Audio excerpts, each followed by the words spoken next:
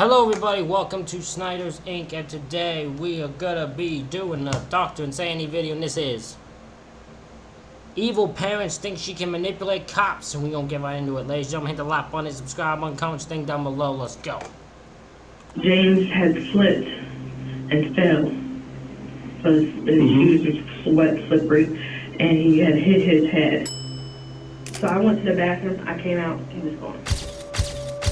Did it kill him? Just tell me where his body's at. On a February evening, Brittany and her boyfriend pulled over deep in the Ohio forests with a plan to abandon James, their 6-year-old child. However, as they went to drive away, James was tragically dragged under the wheels of the car and had his life taken. Days later, they walked into the Middleton Police Department claiming James had gone missing. A search began for the boy immediately, but police knew something was wrong. Their story was full of holes, and the couple seemed nervous, so they were each taken into an interrogation room with a detective determined to get to the bottom of things. I'm Detective Hoover, okay? They called me and my partner out for anything to do with children. So this is real important, this part, is you have to be 100% honest with me with everything. Her boyfriend, who was also called James, was in another room at the same police station, and detectives are going to compare their stories. There were many red flags right off the bat in this case, as the couple claimed he had been missing for most of the night before they decided to contact police. If your 6-year-old had gone missing, you'd likely be doing everything you can to get them back as soon as possible, so the cops were sure something sinister was afoot. So what happened? What time did you guys go to bed last night? Well, the kids go to bed at 9. Okay. And we normally go to bed at 10. Mm-hmm. Last time I knew, I told them all it was 9 o'clock time for bed. Mm-hmm. So they all went upstairs to their rooms, and I went upstairs a little bit later to see if they were asleep. Sure. And they were all asleep. So then that's when I came down, waited a couple minutes just to see if they might have come downstairs or something, and then I went to bed. Okay. What time did you get up this morning? He woke me up at 8. He woke you up at 8? He said Okay. he tried to wake me up several times, but If you don't I'm on remember, medicine, so what kind of medicine do you I take? take anxiety meds. Okay. This is where I need you to be honest with me. It is what it is, okay?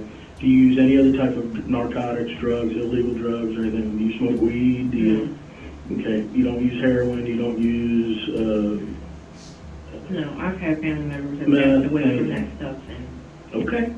Do you that know, pushes me away. So. do you know if your boyfriend does? Does he use any type of dope at all? Not that you know of. Well, you would know more than anybody. That's what I'm asking. You're not going to get him in any trouble. I just need to know if you're being honest with me. That's what I'm trying to feel. I mean, I've never seen him. I mean, he smoked cigarettes. I'm not talking about that. I said drugs, illegal drugs. Of course, a lot of people smoke cigarettes. A lot of people smoke weed. A lot of people use I mean, heroin. he smokes weed, but Okay. that's the only thing I know of. Okay, that's all I I'm don't know if asking. he does anything else. Okay, you don't need to protect him. I'm getting a feel for you, if you're going to be honest. I just need you to be honest with me, honestly. Brittany appears to have a little trouble opening up about her boyfriend's drug habit. This can help the This is the thing, right? Is the smart move of, the best thing for a detective is just to notice a weakness and they fucking go at it. You will not find anyone who can go at a weakness more damn aggressively than a freaking detective like this. Once a detective sees a weakness, they will pry it out of you until you literally do the main thing of, I want a lawyer. They will pry at you until they get there. detective determine whether she is being honest in the future, as she should treat opening up about later details with similar ease. They continue to go over the details for the morning James went missing, but during this line of questioning, Brittany begins to show some concerning signs. What time did James say that he first noticed James missing, the 6-year-old missing? Well, I don't know what time he exactly got up, but he normally, every day normally, he gets up around 4, anywhere from 4 to 5, maybe sometimes a little later, but When Brittany is asked more questions about her boyfriend, she appears to look up and to the left. There's a lot of contention around eye movements while recalling information. Some say the direction that someone looks is a direct tell for if someone is lying, but it's never a guaranteed indication. However, the mere I'm about to say, I kind of just abruptly look everywhere. If anyone ever watched my videos, which I'm gonna assume whoever watched this probably has, if you have watched my videos, you know that I just tend to zone the fuck out. Like, I could be answering a question from a detective, and I still will zone out and answer the question honestly. But my brain will somewhere be, it's a weird thing. Your act of suddenly avoiding eye contact with the detective while answering is a more solid sign, as many people associate eye contact with trust. Thus, it's often hard for people to maintain a gaze while lying, whereas those trying to argue the truth will often look directly into the detective's eyes to seem more believable. Has James ever been missing before? He was missing once before. How long ago was that? I want to say it was the first of the month, but it could have been later than that. But I know it's sometime this month. From that house? Yes. So he was missing once before from that house, and how long was he gone for? I don't know when he was outside, but we found, well, he found him at the you know how there's basement stairs? Mm-hmm. Well, he found him at the bottom of the basement stairs. I don't know what he was doing, but... Is there only one way to get into your basement? Yeah. That's from the outside? Mm-hmm. Okay. The fact that James has been missing before is another red flag for the detective. It's possible James is just an adventurous child and tries to slip away at every opportunity he gets. But it could also be a sign of abuse or neglect in the home. Either way, it's giving the detective all the more reason to be suspicious. I've been a policeman for 27 years. I've been assigned to detectives about 10 years. I've interviewed a lot of people. This is one of the things I got. I got my friend on this channel. My friend has stumbled upon this channel. He enjoys these videos too. He loves watching these videos. So my friend has gravitated to the Dr. Insanity world as well. It's hundreds and hundreds of people over my career. There's something going on here. Something's not right here. I've done this, like I said, I've interviewed hundreds of people over my career, and people get scared, they get themselves backed into a corner, and they don't know what to do. And my job is to help them through that, because sometimes it is what it is. Something happened, and parents freak out and don't know what to do. So, is anything else before I walk out of here? This is your opportunity to be 100% straight with me. I suspect James, or I got mad at the boy last night, and I spanked him, and he took off out the door, or just anything weird is fine to tell me. You're not going to tell me anything that's going to surprise me. Okay? No. I mean... Did you hurt your baby?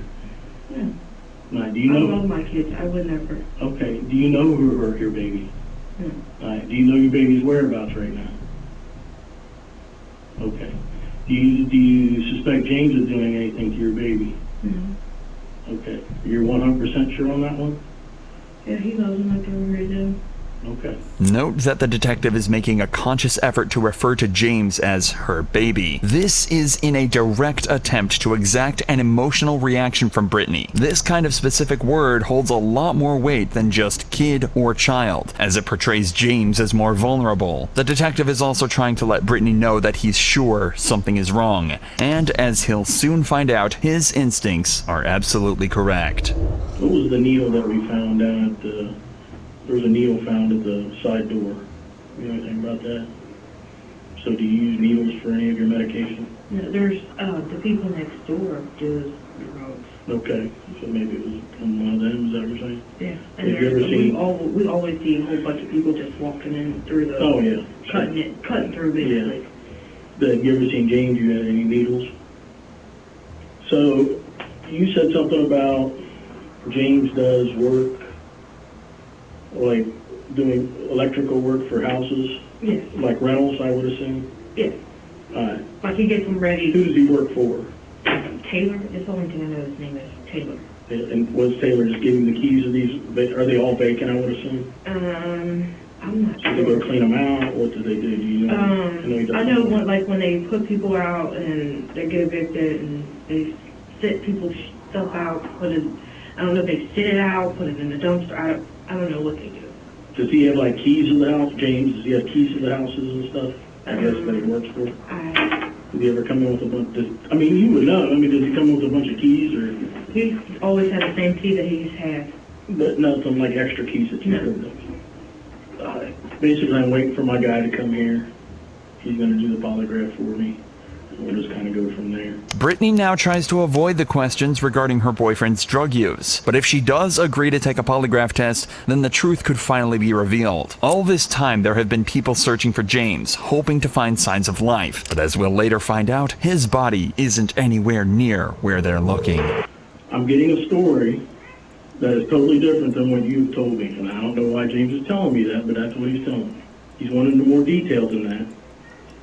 Okay, but I'm not going to share that with you. I need to know what happened last night with your boy, your 6-year-old. A 6-year-old just doesn't get up and walk out the door, okay? There's more to the story than what you're telling me. Okay, I've talked to James. My partner's talked to James extensively, and James is coming off of this slowly. I would suggest for you, just tell me the truth now. He may have told you more now. I don't know. I've been in here with you. Okay? But James has said he took a deep breath, and I suggest that to you. Take a drink of your pop, take a deep breath, and just tell me what's going on here. Now Brittany finds herself in a position where she might doubt exactly what James has told detectives in the other room, and she finally cracks. He told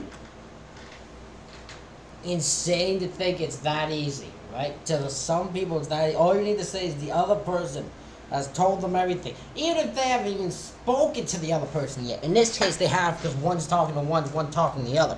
But you might not know that. You might just think they haven't even talked to the other person, but yet they'll give it out. All you need to say is they've told me everything, and bam, confession comes. James told me to get rid of the kids. Okay? And so I took them for a drive to make them think I'm going to get rid of them, but I'm not going to get rid of my kids for anybody on the planet. Even though she's getting closer to the truth, Brittany is still trying to deceive the detective by trying to convince him that getting rid of her kids isn't something she'd really do, despite that being exactly what she's guilty of. I don't know what road it was. Okay. We were just driving around. Well, the kids were going to the bathroom. I had pulled over to this, a little booth. In Middletown? Yeah. Okay. It's a little stall or something. A bathroom. I pulled over to the bathroom and let them all use the bathroom.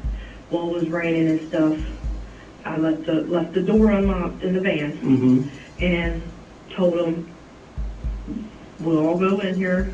Not all at once, but each one of us go in here one at a time, use the bathroom. So we went in the bathroom. Well, I couldn't go in there. But when I went to go in the bathroom, I told him, go ahead and just get in the van.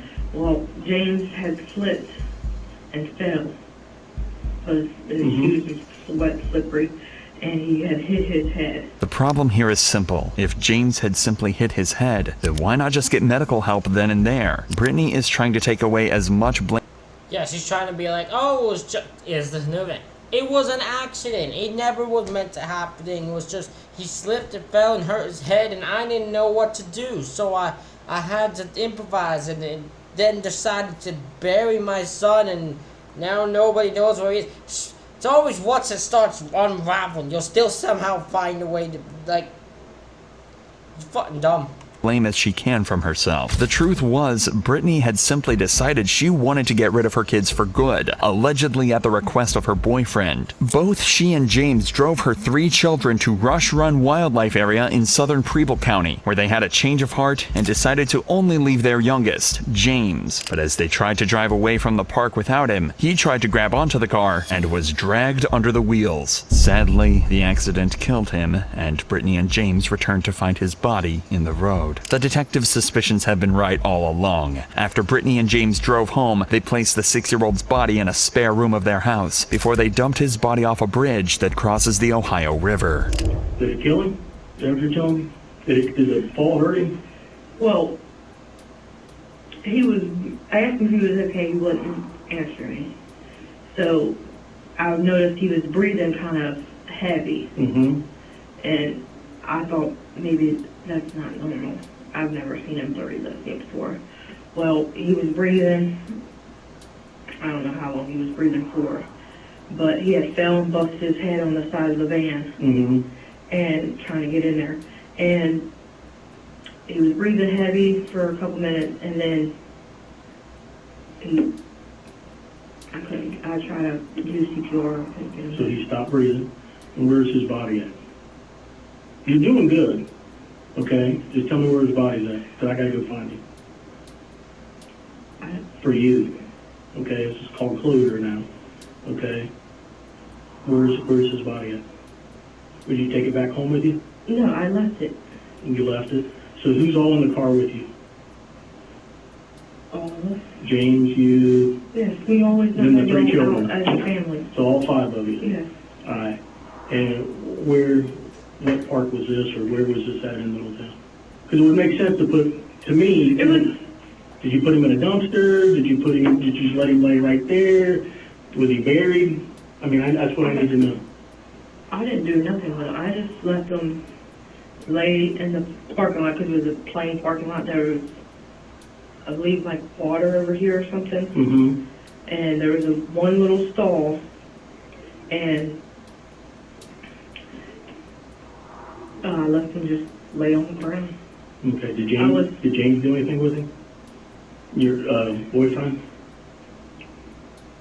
I mean, it doesn't make sense just to lay him right there on the ground. So Well, I left them laying in there on the ground because Yeah. I was going to call the ambulance, but Right, I was scared, shook up, didn't know what to do. okay. So So now we need to figure out, These two are just evil. Plain evil. Why the fuck did you decide to leave your 6-year-old on the ground? Like, why would you want to just leave your 6-year-old? That's so fucking evil and sick and pathetic. Fuck this person. Fuck these two. where this is at. well, the little boy was laying on the ground. I went to the bathroom, told him to try real quick, 'cause I couldn't hold myself. Mm-hmm. I told him, you try real quick to give him CPR. Mm-hmm. And so I went to the bathroom, I came out, he was gone.